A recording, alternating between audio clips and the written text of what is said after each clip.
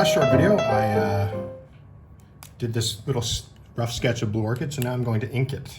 So for inking, I start off, with characters in my comic book, I always start off with a brush. I'm going to just use this little brush here. Normally for my comic book, I use this brush here, but for this particular sketch, I'm just going to use this quick little Pigma brush. And I just kind of go in. First thing, for some reason, almost all my characters, I always start with their hair. I don't know if I find hair is just like an easier thing for me to do. The other thing you might notice me do every once in a while is I always have a piece of paper, and that's because I smudge stuff a lot. And so in this case, I'm going to just use it to protect it. I'm gonna move this around a bit while I do this because I want to get the right angle, because I find you want like your thinner to thin, your thick to thin to be just the right way. And yeah, this is just a basic push down for thicker. With hair, again, this is kind of an action-y pose, so I find that you can really... Now this bottom part of her hair is the part that I always get mad at myself when I'm doing my sketch. So when I do my sketch, I never put much detail into this, and then when I ink it, I'm frustrated with myself because I'm like, why didn't you put more detail in there? You know what you're doing. Now you have to figure it out when you ink, but I always seem to find a way to figure it out. So I think her hair is such an important part. And here I always tend to go a little thinner in the middle of the ball thing and thicker there. Same with the hair coming off, so tend to kind of go thinner. Sometimes I don't even connect it. I might connect it again later, but for now. So my brush is not my final pass at this, so I get to chances to fix things after. It's a little trick I have. I have this theory that goes through my brain when I'm inking. And when I'm doing any part of a drawing or a comic page, so I always try and say, as long as I can make the drawing a little bit better, it doesn't have to be perfect, just be better than the one I did, more visually interesting, so you can fix things. Don't lock yourself onto what you've already done. Accept that you can fix things a little bit. Like the chin there was out a little too far, so I fixed that.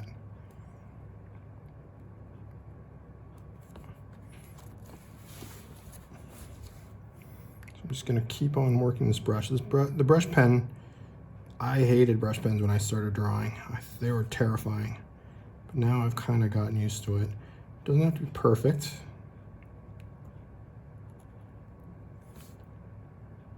In fact, a little bit of roughness sort of gives your drawing a little bit of life, I think. So this line, you'll notice that I didn't sort of bulge that line a little bit. I like to have these lines that go through. So I am, to me, drawing fists is always a cheat because you can just kind of do these weird little bloops and you've got a fist. So I will cheat that way a lot.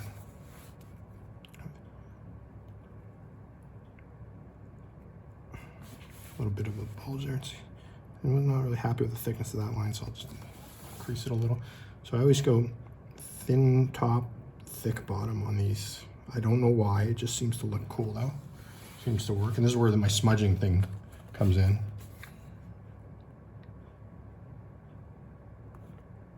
I'll add a little extra up there.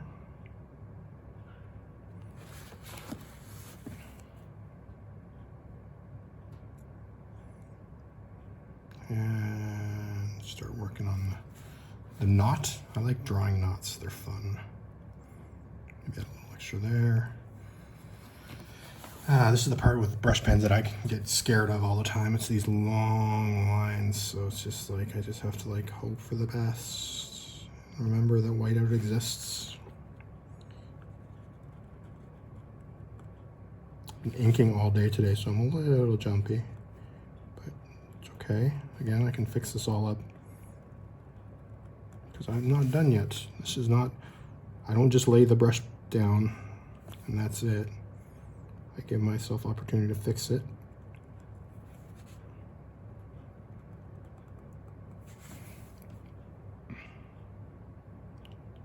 back back of her leg there.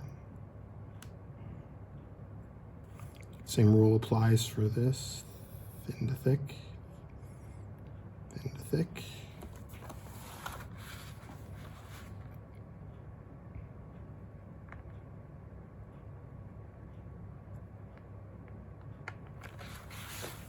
You'll notice this leg too. I like to do this in the top of things. Just make it one solid line. Give her a little knee.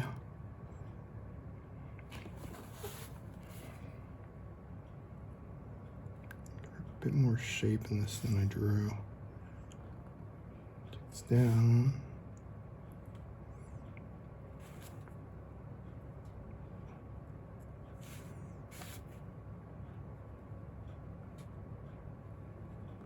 And you can keep this pretty abstract.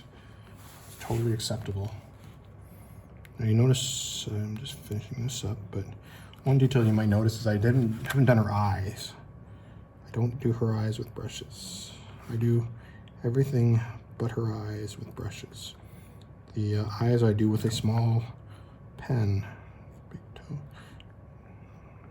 Toes coming off.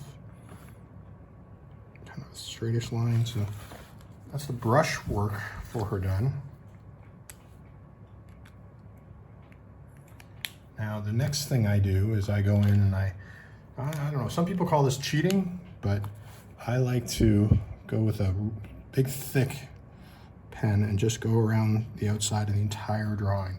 I sometimes let my drawings dry before I do this, but for the sake of this demo, I'll just do it immediately. I also often will erase before I do this. See, I forgot to do that, so I can add that now. See, fixing mistakes is totally acceptable.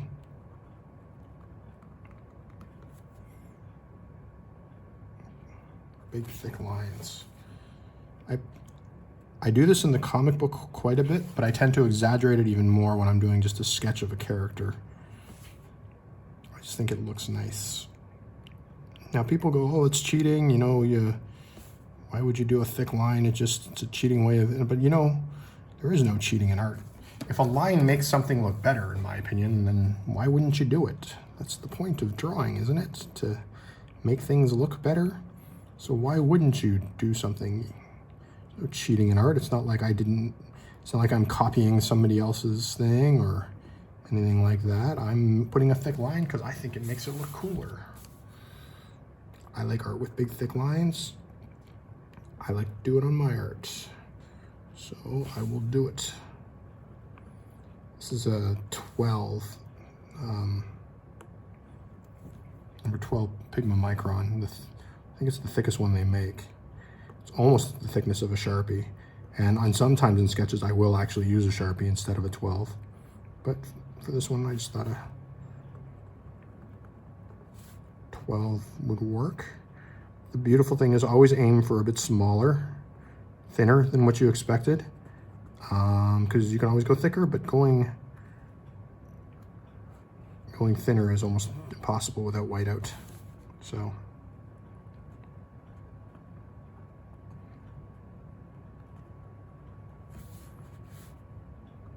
Still just inking through this.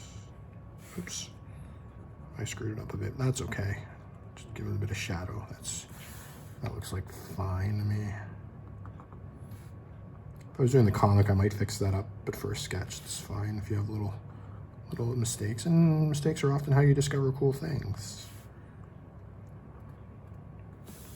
So. This is actually not far off from how fast I draw the comics too.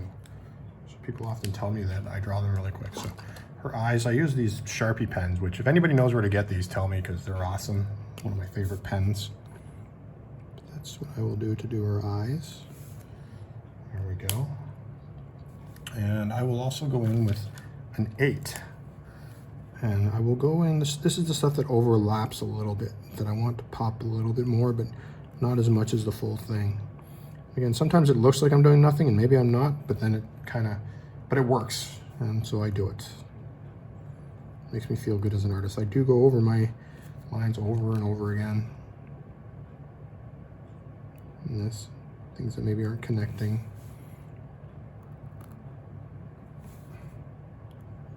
Just to clean it up a little bit.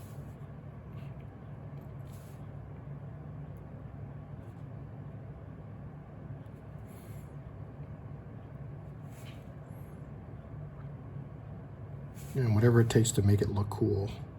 That's all you want to do. You want it to look cool. Why wouldn't you want your art to look cool? That's the whole point of making art. So now if you pause on this for a moment, and I'll be right back. It'll seem instantaneous, but I'm gonna let this dry for like a while, and then I'll come back and you'll see what I do afterwards. So that'll be part 3.